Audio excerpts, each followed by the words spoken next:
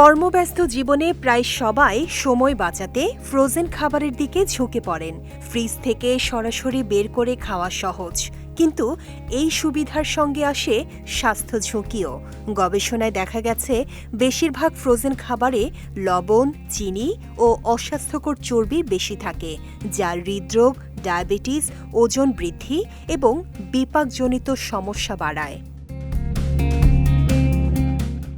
Frozen মাংস সাধারণত saturated ফ্যাটে ভরপুর। নিয়মিত খেলে হার্টের ঝুঁকি বেড়ে যায়। ফ্রোজেন আলু, নাগেটস বা অন্যান্য স্ন্যাক্স প্রায়ই ভাজা ও অতিরিক্ত লবণযুক্ত থাকে, যা পুষ্টি কমিয়ে ক্যালোরি বাড়ায় এবং ওজন ও স্বাস্থ্যকে ক্ষতিগ্রস্ত করে। ফ্রোজেন পিৎজা ও ফাস্টফুডসের ক্রাস্ট প্রায়শই পরিশোধিত ময়দা ও চর্বি সমৃদ্ধ, যা দীর্ঘমেয়াদে ওজন বৃদ্ধির পাশাপাশি বিপাকজনিত রোগের ঝুঁকি বাড়ায়। আইসক্রিম ও ফ্রোজেন মিষ্টিতে চিনি ও স্যাচুরেটেড ফ্যাট বেশি থাকায় রক্তে শর্করার মাত্রা বেড়ে যেতে পারে।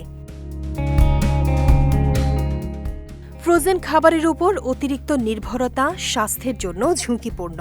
এগুলো যদি স্বাস্থ্যকর খাবারের বিকল্প হিসেবে নিয়মিত গ্রহণ করা হয়, তাহলে পুষ্টির ঘাটতি দেখা দিতে পারে। দীর্ঘমেয়াদে এটি ওজন বৃদ্ধি, অন্ত্রের সমস্যা, ডায়াবেটিস ও হৃদরোগ সহ নানা জটিলতা সৃষ্টি করে। সুতরাং সুবিধার সঙ্গে সতর্কতা জরুরি।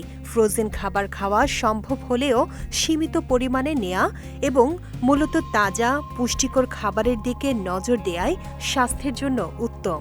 ছোট ছোট পরিবর্তনই বড় স্বাস্থ্য রক্ষা করতে সাহায্য করে। বিজয় টিভি নিউজ ডেস্ক।